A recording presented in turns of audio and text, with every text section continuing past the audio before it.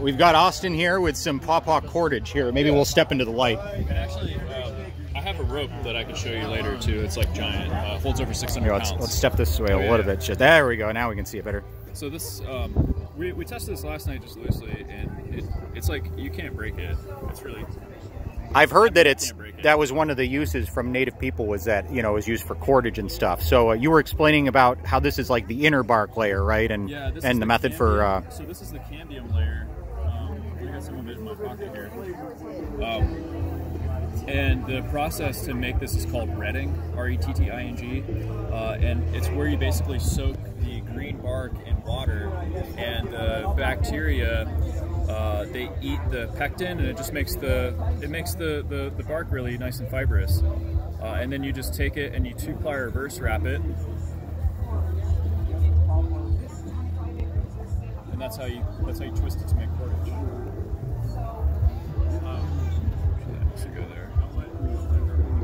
So you twist away, bring towards, twist away. Oh, interesting. Yeah, it's very simple, and you can just walk around a festival and just keep doing this. You've got quite the ball there already. Yeah, this was just yesterday, so I started this yesterday. This is probably like maybe 2 hours worth of twisting. That's not bad. I mean, how many feet do you think you got there? I don't know. Oh, I measured it yesterday. When it was just this bundle and not the wraps, it was about 20 feet. Okay. There's probably 40 feet here. Right on. I average about maybe like, I don't know, maybe like 10 foot an hour, something. Right on. So what do you intend to do with it? Just demonstrations, or? I was thinking it'd be really cool to make a fishing net. We just acquired new land with a pond, and it's illegal to stop. Those bees are everywhere, man. It wants the pawpaw flavor. That one. Oh yeah, yeah. It's like, what you been eating? Yeah, I was thinking about making a gill net. Okay. If I can get like a special permit to work with ancestral fish trapping methods, that would be cool. So what is a gill net? Gill net is it's like an old style net. It's basically just a fish net that has a diamond. And so it's like a series of diamonds. Okay. And then the fish will just swim into it. Oh, and get caught in the... Okay. Yeah. I see. Well, thanks for sharing. Yeah. Appreciate it. Yeah. So from Pawpaw cord grows Pawpaw rope. Yeah. So this is a way of actually just storing the fibers.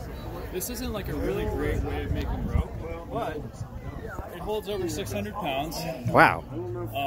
It actually probably holds close to 1,000. You know, like when it would break, its actual tensile strength, but I didn't want to break it, so. Right. I just put it up above 600 and was like, oh, that's good for me. Yeah. Now back here, so I mentioned it was a storage method. And if you've ever done this before, what you'll notice is that this isn't just in one big, large lump of a bundle. Okay. So like, to give you an example, in my pocket I've got some fibers. Mm-hmm. If you imagine that whole pile just in a big ball like this, they'd all get tangled. Right. So what I like to do is just do like a large 2-ply reverse wrap, and it doesn't take that long. It only took like maybe 20 minutes to put that to reverse wrap that together. Okay. The cord. The cord, like once you get all the fibers, and just keeps it nice and organized. And so if I wanted to make something like this, like a smaller diameter cordage, I can always go back into this rope and just pull out the spliced sections. I see. So like there's a splice here that I could go back to. Now, how do you splice? Is that knotted together, or? It's just twisted. Okay. It's just a friction held thing. Wow. So it's actually kind of far back, but that's okay. I gotta show the kids how to make this anyways. Okay, so that's the end of one of the splices.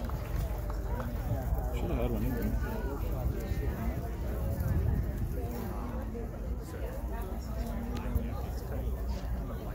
Yeah, I'll show you how to splice once I get a piece.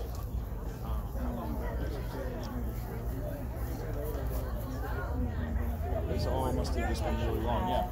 So they were just really long. So there's one.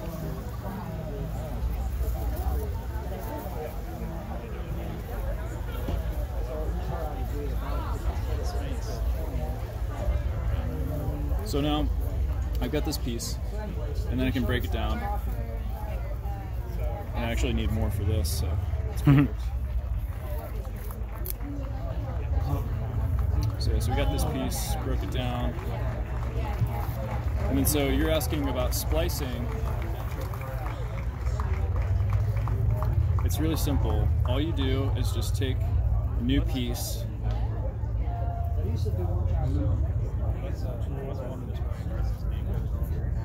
You just take a new piece and you put it right on the piece you want to splice into.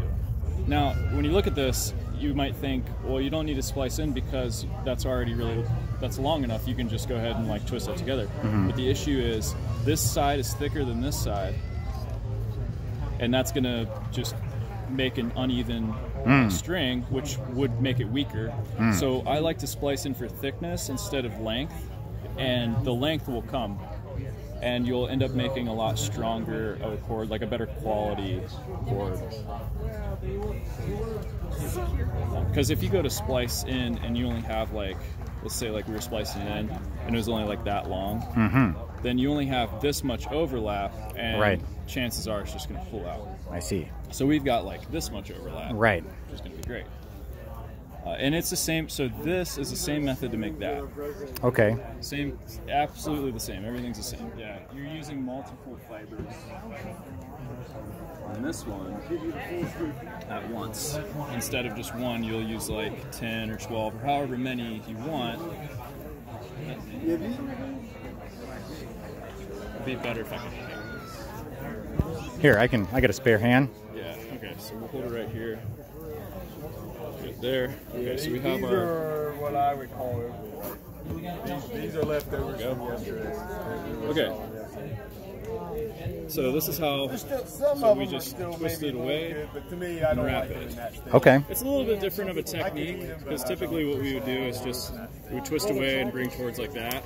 And that's what I was just doing with that little stuff. I see. Okay, so this is actually bundles. They're not like the other. It's not like the cord that you made twisted together, but it's actual like bundles of the fibers then twisted and then twisted together, correct?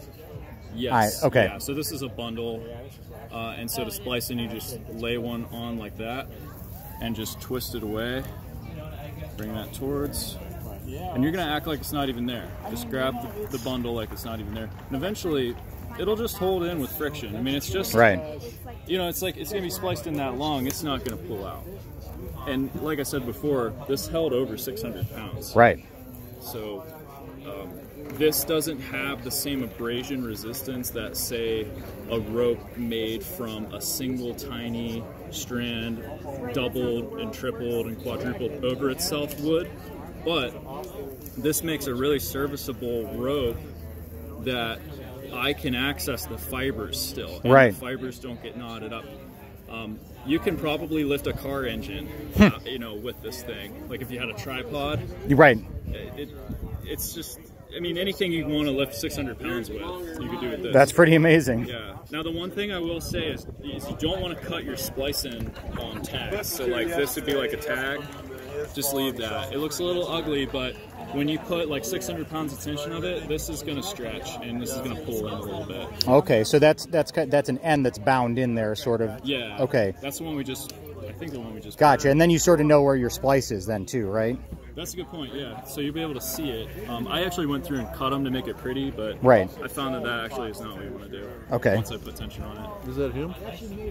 It's Pawpaw. Oh, Pawpaw. This is Pawpaw inner bark.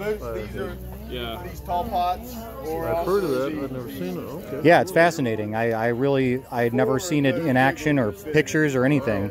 And there's a faster method to this too. There's a couple different other tricks that I haven't tried. A person from Appalachian Herb Fest at Wisteria was telling me that they found this Egyptian dye. That was like this piece of rock that had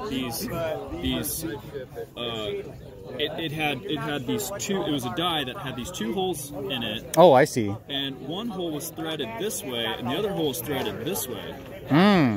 So the thought was that you set this die all the way up on this line, and you drop it, and it spins and like reverse wraps your cord Automatically? Automatically. Okay. So I might be experimenting with that in the future. That's very fascinating. Yeah. Well, thank you for the demonstration. Yes. 10 hours later.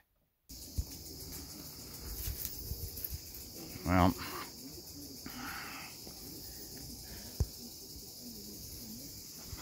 we lost this one. Are they even soft? This one might be a little. Yeah. It's not. Clearly not even hardly worth it with these. Probably should have just thinned it.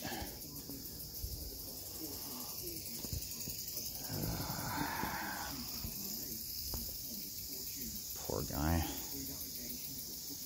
Well, you can see where that was rotting though, so clearly that was a weak point on the tree. And there's that narrow crotch. Well, they're not getting these.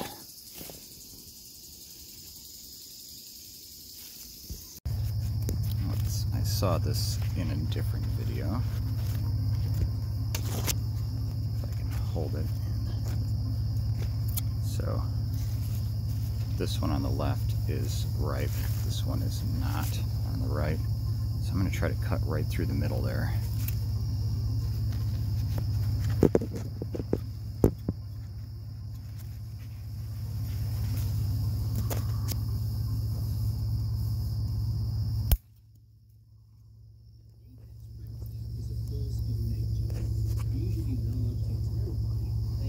Not bad. Many hours later. This is an embarrassment of riches here. So I got these from Doug Fell. I've separated them out. I also got these, which are labeled from him. And I happen to notice that he had Pro here, which I also happen to have what I think is Pro. I find it interesting that they seem somewhat similar in size. These are ones from me, VB2, VE, I believe is VE19. Here's another Pro. PC4 got annihilated last night.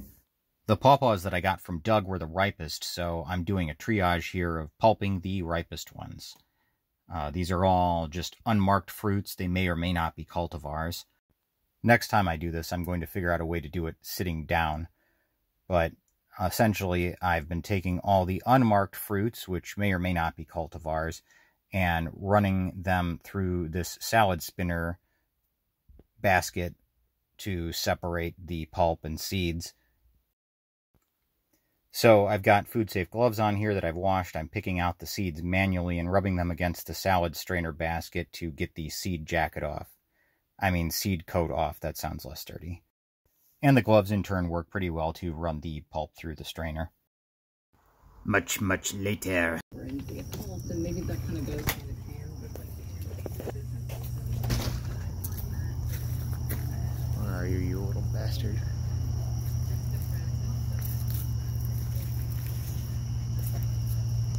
Yep. Same spot as before. Go on. Get out of here.